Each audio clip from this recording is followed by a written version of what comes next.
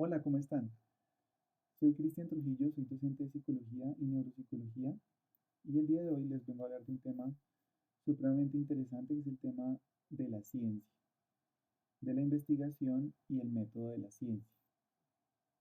Entonces, sin más preámbulo, nos vamos a entrar un poco y en primer lugar a lo que se llama la ciencia empírico-analítica y cómo nace, cuáles fueron los principales acontecimientos, los principales antecedentes de la ciencia y en particular de la ciencia de corte empírico-analítica. Lo primero que tenemos que decir es que el deseo por investigar y por la ciencia, por descubrir la verdad, no es algo nuevo, porque pues además siempre ha hecho parte del espíritu humano, el espíritu por conocer más, ir más allá, por profundizar y por investigar y por descubrir la verdad que nos rodea, ¿no? Los seres humanos somos muy inquietos eh, y queremos siempre descubrir la realidad pues, que nos rodea.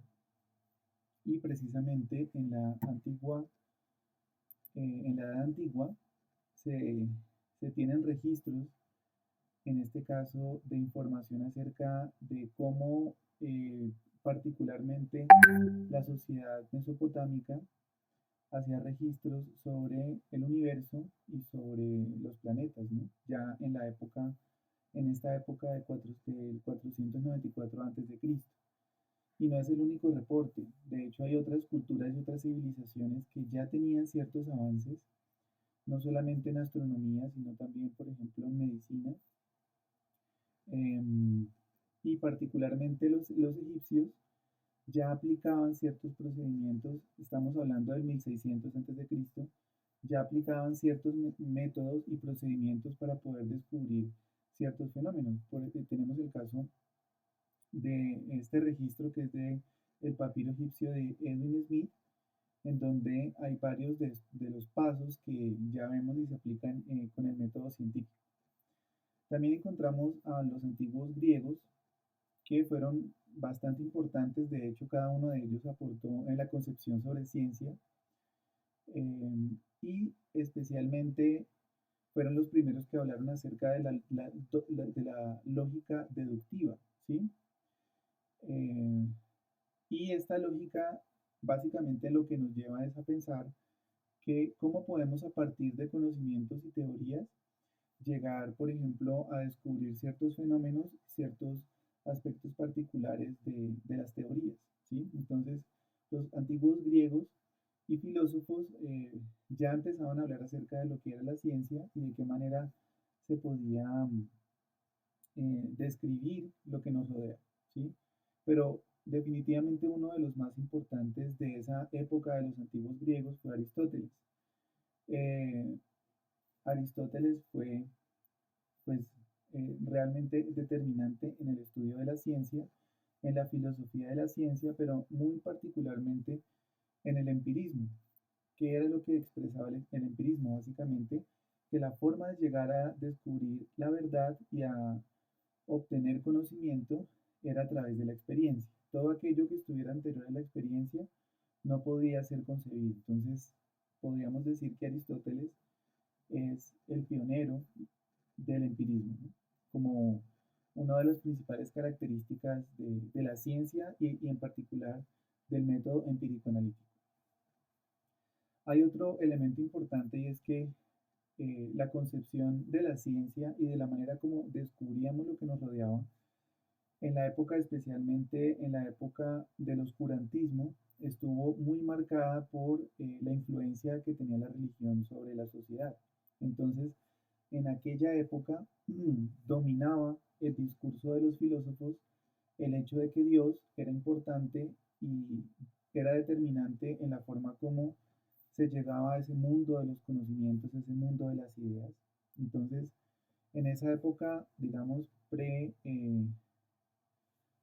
esto renacentista y pre-ilustrativa, siempre los filósofos dominaban ese pensamiento religioso acerca de la ciencia, y es que Dios era el que nos podía dar los conocimientos o para acceder al conocimiento y acceder a la razón, necesariamente teníamos que pensar en la forma como Dios proporciona dichos conocimientos, ¿no? Entonces, en esta época del oscurantismo, como se le denomina en términos también de la ciencia, em, pues fue una época en la que estuvo muy influenciada la concepción de la ciencia a partir de la religión. De hecho, gran parte de los conocimientos científicos eh, se desecharon, no porque no fueran importantes, sino porque eran considerados como contradictorios para la época, para esta época y para la religión, ¿sí?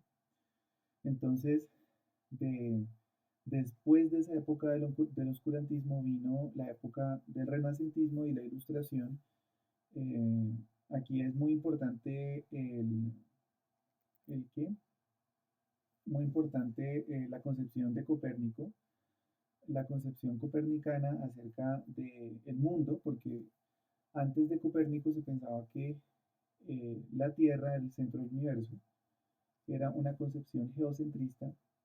Sin embargo, Copérnico se opuso a esta idea y planteó una concepción completamente diferente acerca del universo, y es que la Tierra no gira, el universo no gira alrededor de la Tierra, sino que por el contrario, hay una serie de planetas con una fuerza gravitacional que giran sobre su eje alrededor de un campo gravitacional mayor, que en este caso es el Sol, ¿sí? Entonces, desde ese punto de vista, cambió completamente en ese momento lo que se pensaba acerca de la ciencia y la idea que tenía la humanidad acerca del mundo, ¿sí? Y del universo. Entonces, la ilustración también trajo consigo la revolución y en este caso el pensamiento de Copérnico acerca de esta teoría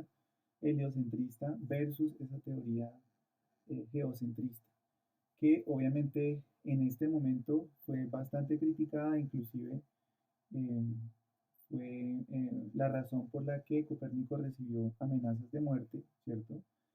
Y muchos de sus seguidores acerca pues de esta idea, y pues defender esta idea significaba ir en contra del sistema.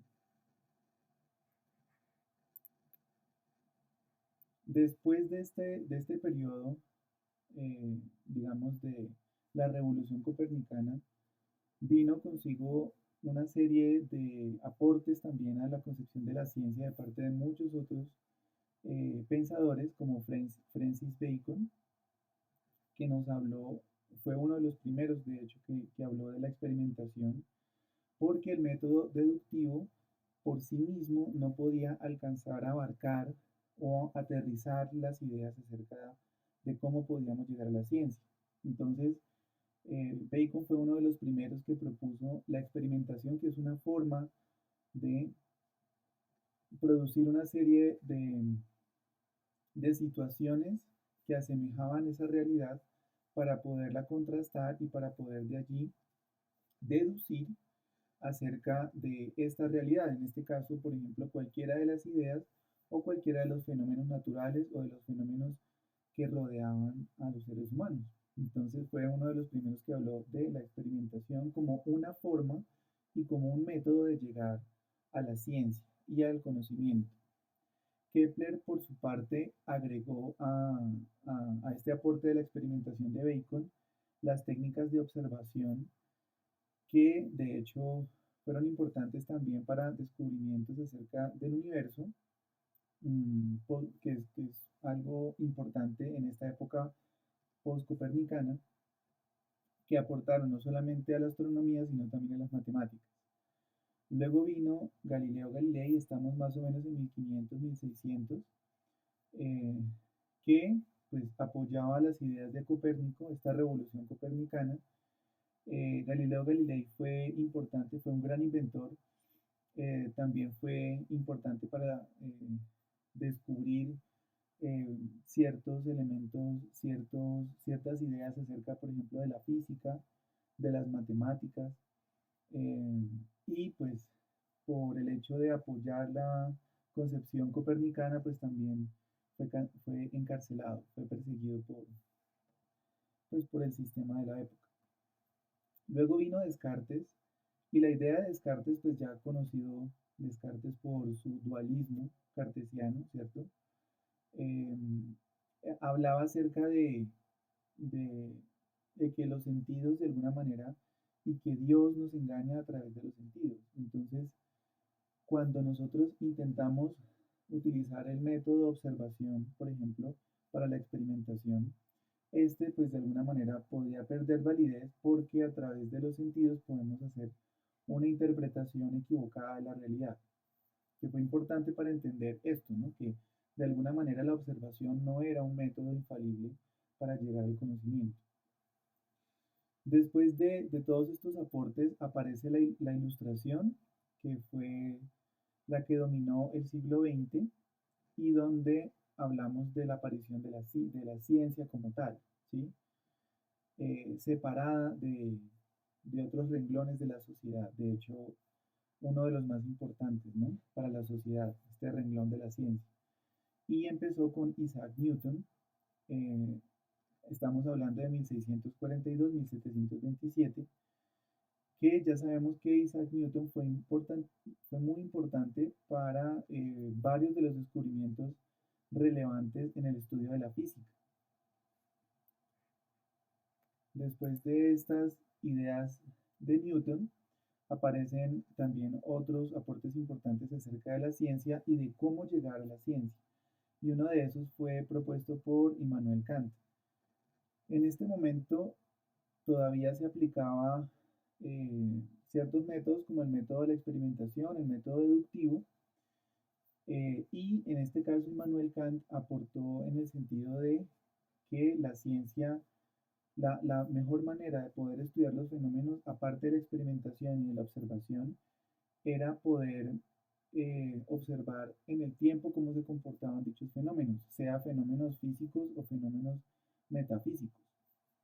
En este caso particularmente, el razonamiento de lo que es causa-efecto, es decir, todos los fenómenos de la naturaleza suelen tener esta relación causal con ciertos acontecimientos que suceden siempre de una manera regular. Entonces, si suceden siempre de la misma forma, podemos estudiarlos en el tiempo y cómo se comportan. Entonces, fue importante para entender estas relaciones, especialmente con fenómenos naturales, estas relaciones de causalidad que tienen, ¿no? Y de regularidad con la que con la que suceden. Entonces, en este punto ya se tenía una concepción acerca de que la ciencia permitiría predecir los fenómenos en este caso, de la naturaleza, y que esto mismo se podía aplicar pues, a todas las diferentes preguntas que podían surgir para pues, encontrar ese conocimiento.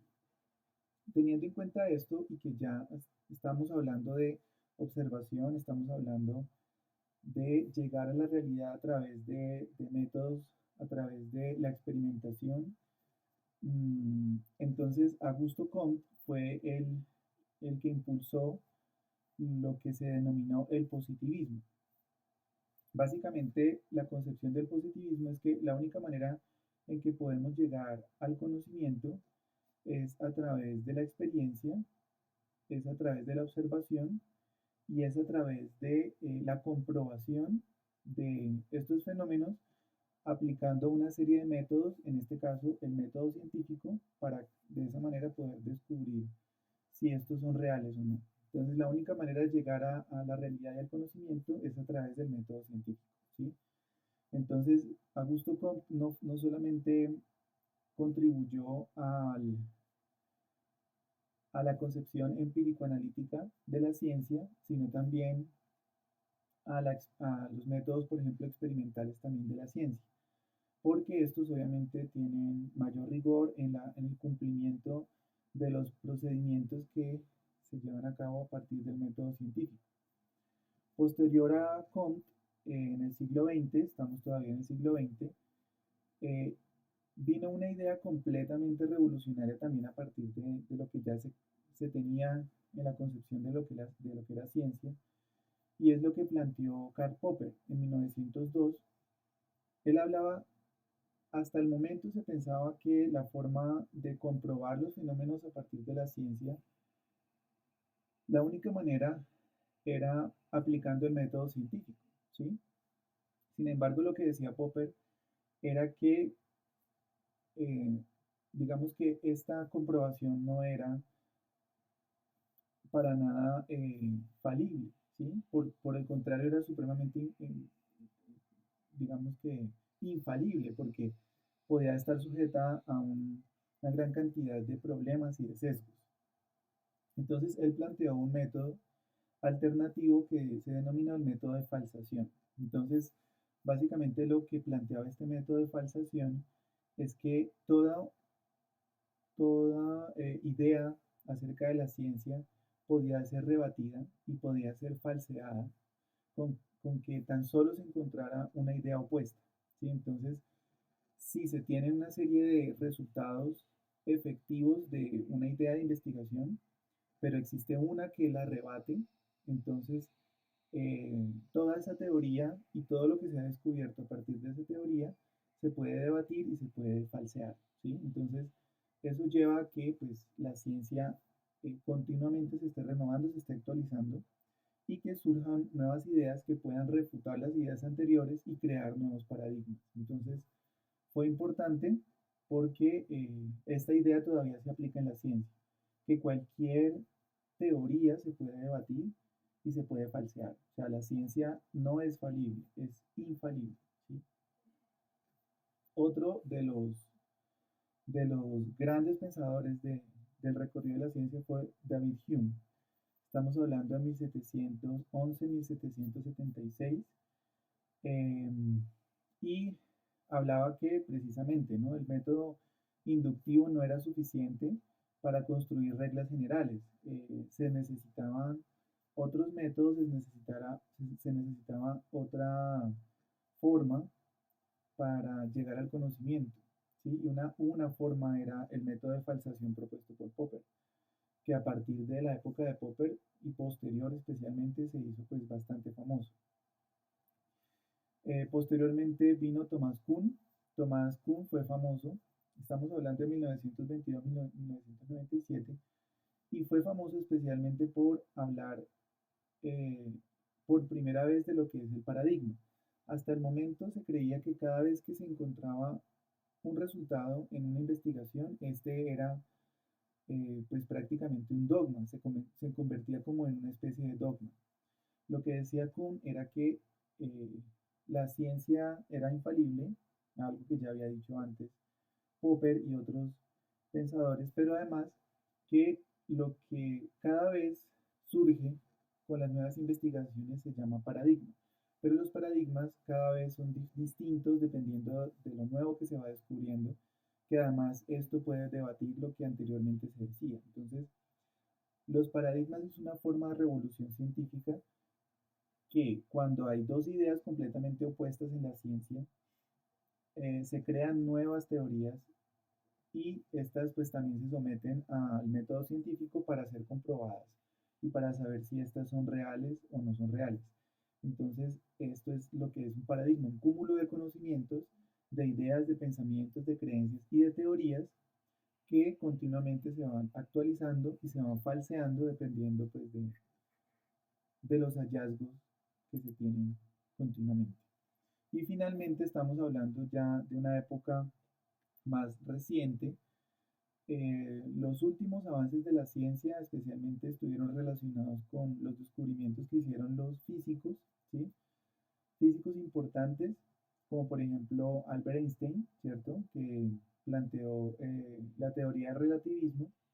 Pero bueno, antes de Einstein está Paul Figurebet, que fue importante también porque esta es una idea completamente revolucionaria también de la ciencia, y es que la ciencia no se puede limitar a un método, ¿sí? Entonces planteó una concepción completamente revolucionaria eh, acerca de que la ciencia y el método que escogiera el investigador era el correcto. O sea, no hay un método, no hay una regla, eh, no hay una forma única de investigar, sino que hay muchas formas de hacerlo. Entonces, por eso fue importante. Y bueno, por último, el relativismo de Einstein, porque fue importante, porque hasta el momento se pensaba que la ciencia todavía podía llegar a descubrir eh, y que estos descubrimientos eran totalmente infalibles. Sin embargo, Einstein plantea que eh, todo es relativo dependiendo de las circunstancias del momento y dependiendo de las condiciones bajo las cuales se llega y las variables que se utilizan para llegar a descubrir un fenómeno. Entonces, la ciencia no es infalible, vuelvo y digo, y siempre se puede falsear, siempre se puede debatir y siempre se puede refutar lo que antes se pensaba, ¿sí? Por eso fue tan importante. Entonces, y fue importante porque nos permitió tener una concepción acerca de lo que es la ciencia y desligarla solamente a aquello que está, o aquello que solo se puede estudiar a través del laboratorio. Va mucho más allá. E inclusive eh, esto, allí se pueden incluir también ciertos fenómenos sociales y, por ejemplo, lo que también aporta a las ciencias humanas y a las ciencias sociales, como es el caso de la psicología. Entonces, desde Bunge, la ciencia es un conocimiento racional, sistemático, exacto y preciso, que se puede verificar, se puede observar, se puede experimentar, se puede tocar, ¿cierto? Y por lo tanto es falible. Sin embargo, esta concepción parece que la tendríamos que ubicar especialmente en el contexto de lo que es la concepción empírico-analítica. Otra concepción nos la dan nos la da Cohan, esto que es citado por Asente Artiga y Parra Pujante, y dice así tal cual: el objetivo de la ciencia, más que una mera descripción de los fenómenos empíricos, es establecer, mediante leyes y teorías, los principios generales que se pueden explicar y pronosticar. Pues en este caso, ¿qué se pronostica y qué se puede verificar? Los fenómenos empíricos, ¿sí? Pero entonces va un poquito más allá de lo que plantea Bunge, ¿sí? Y entonces, ¿cómo podemos llegar a conocer, cómo podemos llegar a ese conocimiento? A través del método científico, ¿sí? Entonces, eh, eso nos lleva también al concepto de lo que es la investigación científica, ¿sí? Que es todo un conjunto de procesos que permiten generar ideas a partir de descubrimientos, a partir de metodologías científicas, ¿sí? Entonces es una actividad permanente de construcción de nuevas teorías y de nuevas ideas acerca de los fenómenos. Y cuando se iban teniendo como estos aportes de estos antiguos pensadores acerca de la ciencia, había básicamente dos concepciones que han predominado en, digamos, en la forma como nosotros, los seres humanos, tratamos de entender lo que sucede a nuestro alrededor. Una es la ciencia y la otra es el sentido común, ¿sí? La ciencia, pues, es la que somete, pues, básicamente estos fenómenos a un método como el método científico. Y el sentido común son las ideas que hemos tenido en el colectivo social, que muchas de estas ideas inicialmente fueron básicamente ideas irracionales, pero que fueron sometidas al método científico y después se convirtieron en ideas del dominio público, ¿no? Del dominio de todos los seres humanos. Entonces, básicamente, cuando hablamos de ciencia versus el sentido común, muchas de las cosas que nosotros decimos son sentido común, lo son ahora, pero antes probablemente fueron otras ideas, ¿no? Y en este momento, como hay muchas ideas que provienen de la ciencia, que se convirtieron en ideas colectivas, entonces son del dominio y el manejo de todas las personas. Por lo tanto, se parece mucho a lo que es ciencia. Es racional, objetivo, intenta ser crítico y aspira obviamente a ser coherente y adaptarse a los hechos. O sea, ambas tienen estas características. Sin embargo, la ciencia como un conjunto de conocimientos y de métodos para llegar a descubrir estos fenómenos todo el tiempo está actualizando, ¿no? O sea, está actualizando continuamente y lo hace a partir también de los descubrimientos que otras personas han hecho y de los aportes que otras personas han hecho. Simplemente las personas, cuando hablamos del sentido común, toman estas ideas cuando ya son producto de la ciencia como algo que ya es cierto, ¿sí? O sea, lo toman como cierto y no lo refuta mucho, ¿sí? Puede criticarlo, pero no, no se toma el trabajo, digamos, de utilizar el método científico para comprobar si eso es cierto o no es cierto. Entonces, esa es la gran diferencia entre la ciencia y el sentido común, que la ciencia continuamente debate, falsea sus propios conocimientos y simplemente el sentido común asume lo que la ciencia dice sin mayor problema. Y un ejemplo claro es lo que sucedía precisamente con la concepción del heliocentrismo y el geocentrismo, que lo tenemos aquí expresado en los gráficos que están en movimiento, en el que tiene, digamos,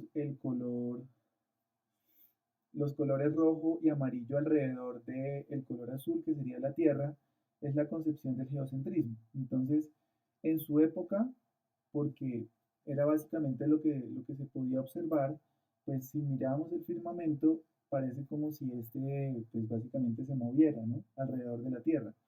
Entonces, la concepción del geocentrismo es el mejor ejemplo del sentido común, porque es lo que podemos observar. O sea, es racional, porque lo vemos y es lógico, ¿cierto? Lo podemos, eh, lo podemos relacionar con fenómenos físicos, fenómenos reales, ¿cierto? Es lógico. eh, Sin embargo, digamos, no vamos más allá, no profundizamos más allá para descubrir si eso que vemos es cierto o simplemente es un engaño de los sentidos o simplemente es algo que por observación se puede ver, pero no más allá. Ese es el mejor ejemplo del sentido común versus la ciencia, ¿no? A mano izquierda se encontraría el ejemplo de lo que es el heliocentrismo. Los planetas giran alrededor del Sol, que es un cuerpo, eh, que pues obviamente tiene una gravedad, unas características que hacen que estos cuerpos giren a su alrededor. Entonces, para llegar a ese descubrimiento, no solamente fue por sentido común, por observación, sino que se tuvo que hacer un contraste de información mucho más a profundidad y más compleja para llegar a ese conocimiento, ¿no?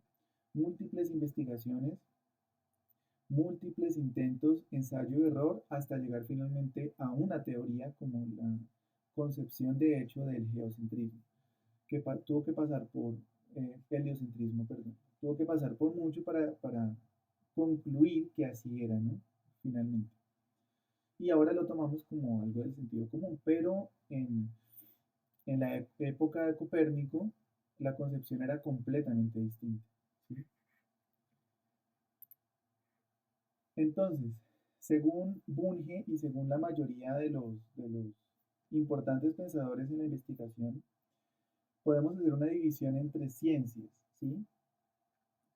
Hay unas ciencias que son las ciencias formales y hay otro grupo de ciencias que son las ciencias fácticas o materiales. Las ciencias formales o ideales son aquellas que establecen relaciones entre signos y utilizan estos signos o símbolos como un método de contraste para comprobar un fenómeno. Es lo que básicamente hace las matemáticas y la lógica a través de los números y a través de esta expresión simbólica de los números hacen relaciones, obviamente, entre fenómenos para descubrir cómo se relacionan estos fenómenos. Entonces, por eso ahí en este grupo se encontrarían las matemáticas y la lógica. Y por otro lado están las ciencias prácticas o materiales. Las ciencias formales e ideales no tienen que, digamos, básicamente desarrollar una serie de objetos o de materiales para llegar al descubrimiento de los fenómenos, sino que lo hacen simplemente por esas relaciones con los números. En cambio, las ciencias prácticas o materiales sí requieren de una experimentación o materialización de, digamos, de la concepción de estos fenómenos para finalmente descubrir si estos son o no son reales.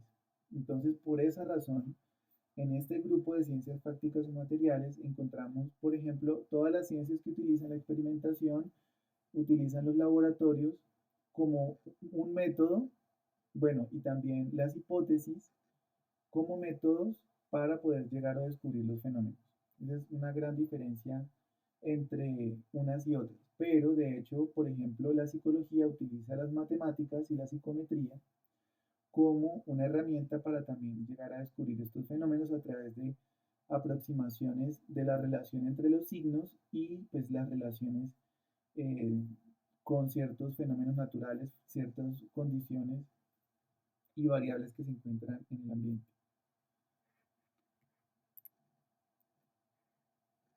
Entonces, tenemos que hasta este punto el conocimiento que proviene de la ciencia o el conocimiento científico es racional. ¿Y por qué es racional? Porque está basado no solamente en el sentido común, sino que está basado en ya conceptos preconcebidos, ¿cierto? En juicios y raciocinios que provienen no de nuestro pensar o de nuestras ideas, sino las ideas y conceptos de otras personas que se han tomado mucho tiempo en desarrollar estas ideas y de someterlas a una comprobación.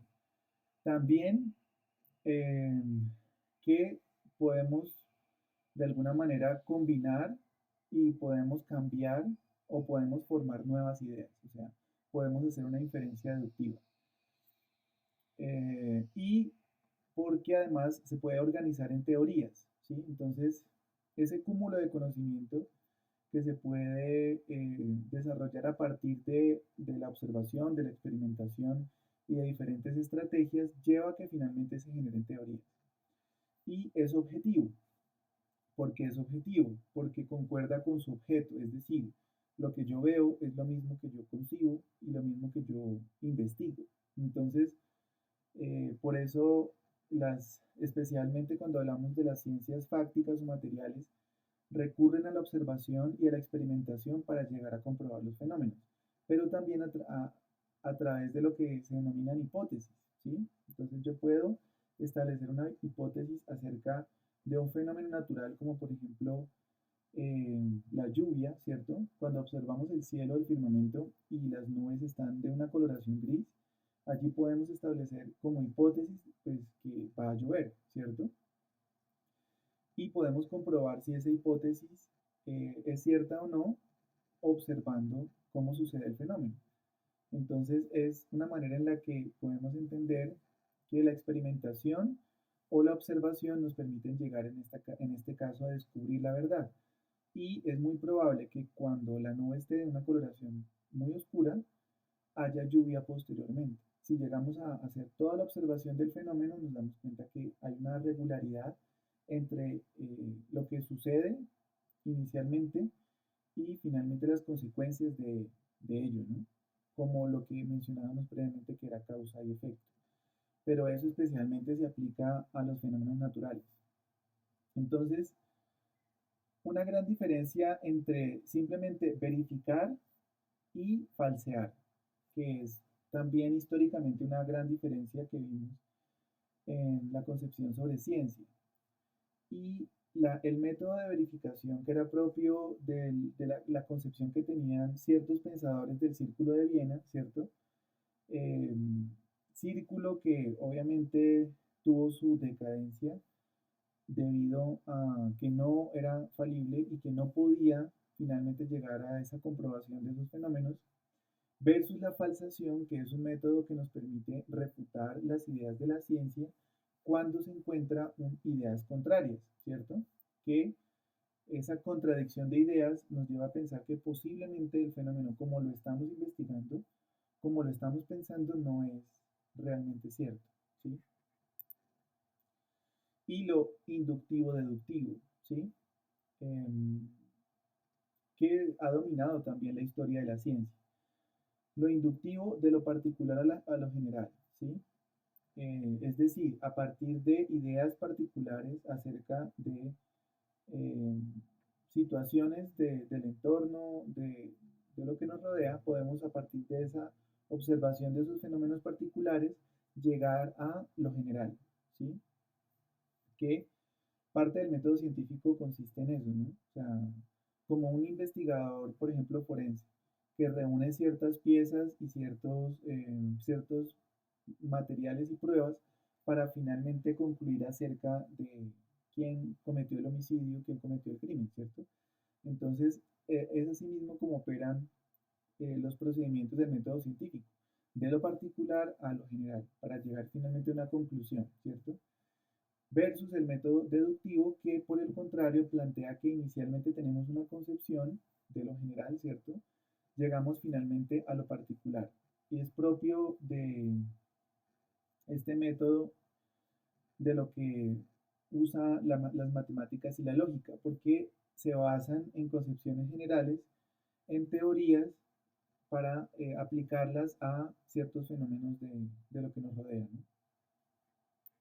¿Y cuál sería entonces el método dominante, especialmente en el método empírico analítico en este momento? Es el hipotético deductivo, ¿sí?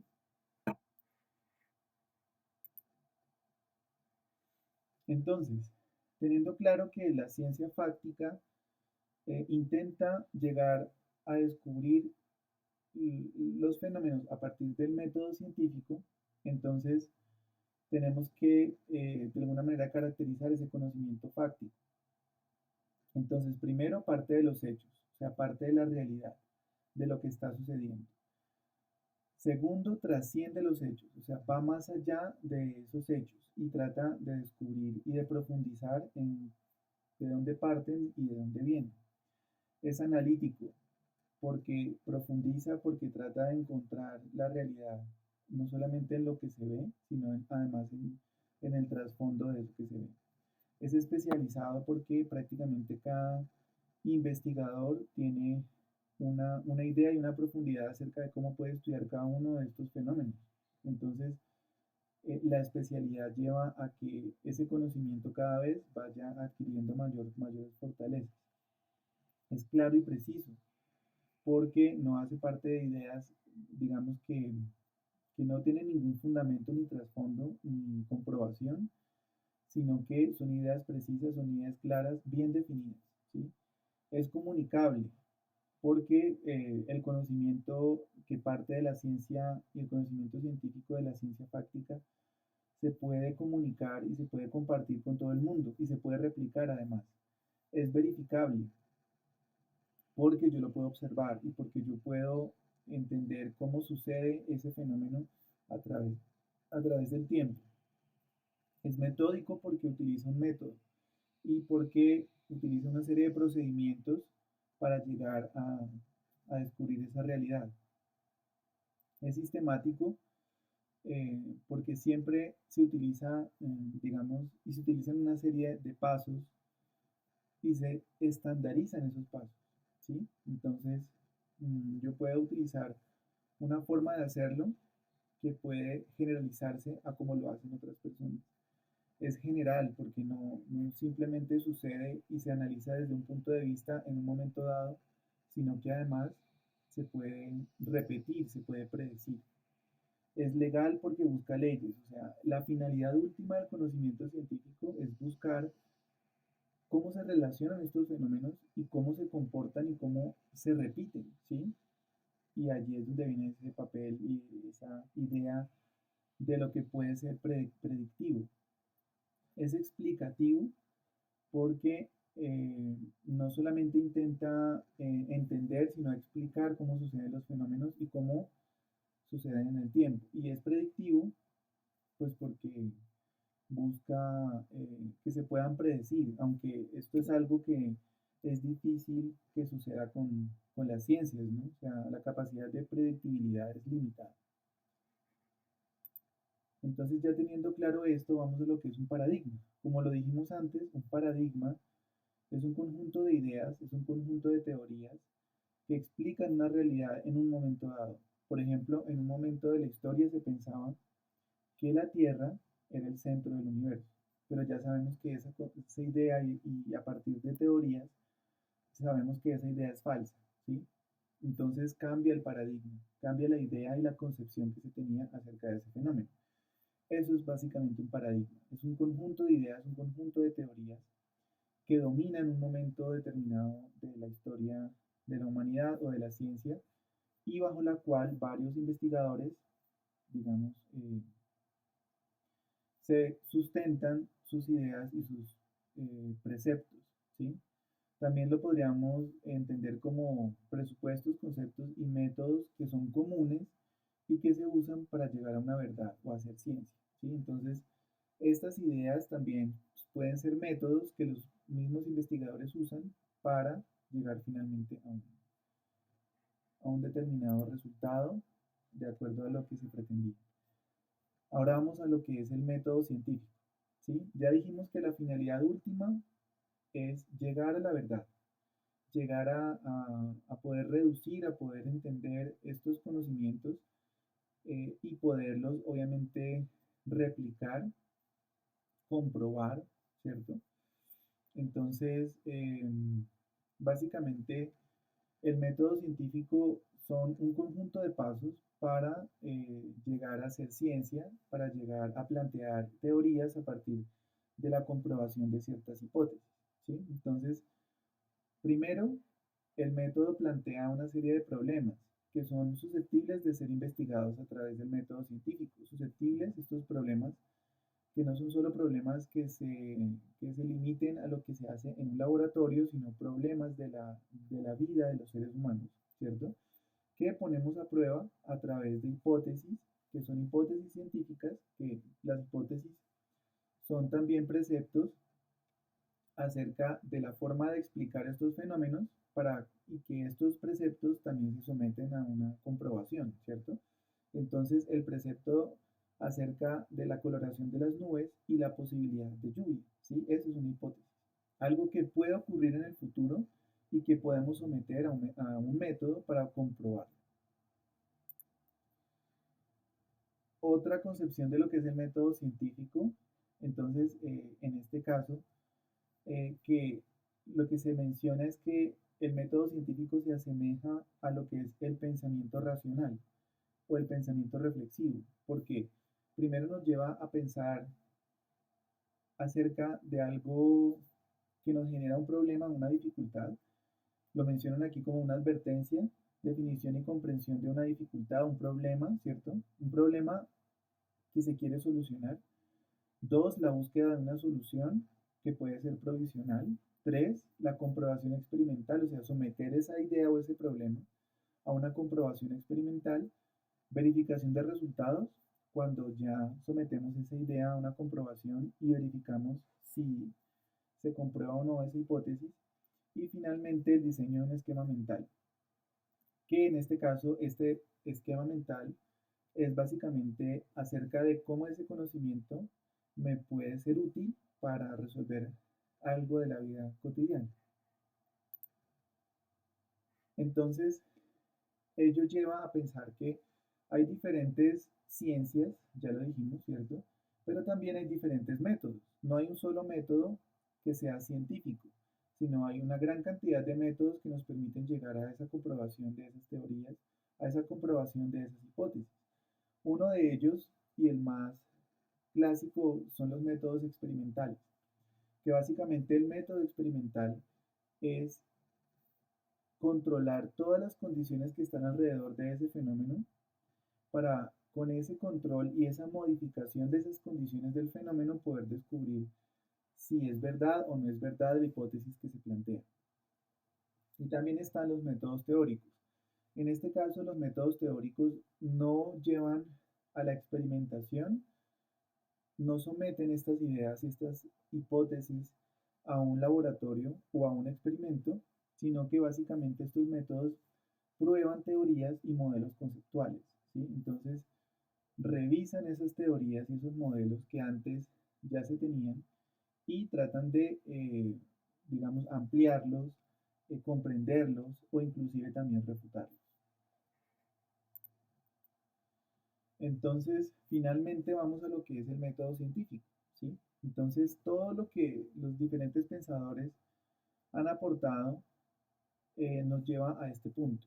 Y es que el método científico consiste en una serie de pasos, ya lo dijimos, que nos permiten el descubrimiento y la comprobación de una serie de hipótesis Entonces, para lo cual yo debo, en primer lugar, el primer paso sería plantear un problema. Entonces, en el mismo ejemplo que hace un momento hice, veo una nube en el cielo y tiene una coloración oscura. Entonces, el problema es plantear si esta nube va a derivar en lluvia o no, ¿sí? Entonces, ese es el problema, básicamente. Entonces, voy a plantear el problema, voy a aterrizar el problema. Y yo lo puedo hacer a través de una pregunta, que es lo que generalmente se hace con el planteamiento del problema. Entonces, planteo la pregunta y la pregunta es si la coloración de las nubes está relacionada o no con la probabilidad de lluvia, ¿sí? Esa sería mi pregunta y la que yo voy a someter también a una comprobación científica. El paso 2 sería la construcción de un modelo teórico. Entonces yo tengo que profundizar acerca de qué sucede cuando las nubes cambian de color, si esto ya es un cuerpo teórico previo, ya se han hecho investigaciones previas acerca de este fenómeno y se han encontrado teorías, estudiar dichas teorías para tener un conocimiento previo acerca de esos fenómenos que yo estoy estudiando. Eso es lo que es la construcción de un modelo teórico. Es una idea que ya se tiene acerca de ese fenómeno y que generalmente sucede. Entonces yo puedo investigar si generalmente llueve o generalmente no llueve cuando cambia esa coloración a una coloración oscura. Entonces eso es lo que nos planteamos cuando, cuando tenemos un modelo teórico, que es una idea previa acerca de ese fenómeno, ¿sí? Luego viene la deducción de consecuencias principales. Entonces, a partir de esa profundización teórica que yo he hecho, yo puedo empezar a hacer conclusiones acerca de ese fenómeno. Y es que en la mayoría de ocasiones eso deriva en lluvia, pero depende de ciertas condiciones ambientales. Entonces, si yo ya tengo una idea acerca de esto, entonces yo puedo pasar al siguiente paso, que es el paso 4, y plantear una hipótesis. Y mi hipótesis puede ser, en ese caso, que la coloración de la nube está relacionada con una alta probabilidad de lluvia, ¿sí? Esa puede ser mi hipótesis. Y yo la voy a someter al método científico. Por ejemplo, la voy a someter al método de observación. Entonces voy a observar detenidamente a través de un, no sé, de un dispositivo, de unos binoculares, ¿cierto? O simplemente de mi propia observación del fenómeno y voy a hacer un registro, ¿cierto? Voy a hacer un registro anecdótico, voy a escribir lo que va sucediendo minuto a minuto, voy a registrar también en video, ¿sí? Tengo diferentes estrategias para llegar a esa comprobación de la hipótesis, si va a llover o no va a llover. Y finalmente eso me lleva al último paso, que es la introducción de las consecuencias en la teoría. Entonces, yo a través de la observación, a través de un registro que hice escrito anecdótico, comprobé que llovió después de un tiempo de estar observando esa nube de esa coloración oscura. Entonces, cuando yo ya llego a esa comprobación de esos fenómenos, entonces yo voy a aportar a lo que la teoría ya dice acerca de ese mismo fenómeno. Entonces, simplemente puede ser agregar algo que ya se sabe, ¿cierto? Y es que la coloración está relacionada con una alta probabilidad de lluvia, ¿cierto? Pero aún así eso hace que se fortalezca mucho más ese cuerpo teórico que ya se tenía, esa concepción previa que ya se tenía sobre ese fenómeno. Aporta, pero además le da mayor peso, le da mayor sustento a ese que era un fenómeno que ya se tenía o que ya se conocía previamente, ¿sí? O puedo descubrir completamente lo contrario, que no llovió, ¿cierto? Entonces, si yo compruebo algo contrario, estoy de alguna manera sometiendo ese conocimiento previo a ese método de falsación que ya mencionamos de Popper. Y eso no quiere decir que sea ya la teoría completamente rebatida. Eh, puede ser revisado nuevamente mi estudio o pueden ser revisados otros estudios que se hicieron y la rigurosidad con la que se hicieron esos estudios o el que yo hice para finalmente concluir si ese resultado que produjo una contradicción con la teoría es válido o no es válido, ¿sí? Y de esa manera es que básicamente se hace ciencia, ¿sí? porque la ciencia todo el tiempo está avanzando y está aportando a, a descubrir y a entender los fenómenos que ocurren alrededor de los seres humanos. Y eso aplica para todas las ciencias. Y particularmente en la psicología también muchos de los fenómenos y de las variables de lo psicológico se someten al método científico, se someten a este paso de eh, plantear un problema, plantear una serie de hipótesis y someter estas hipótesis a una comprobación científica, ¿sí? Entonces, bueno, espero que este conocimiento haya sido un conocimiento de utilidad y que surjan preguntas e inquietudes que puedan aportar también a esa construcción colectiva y a entender y poder aplicar estos conocimientos en ideas de la vida cotidiana.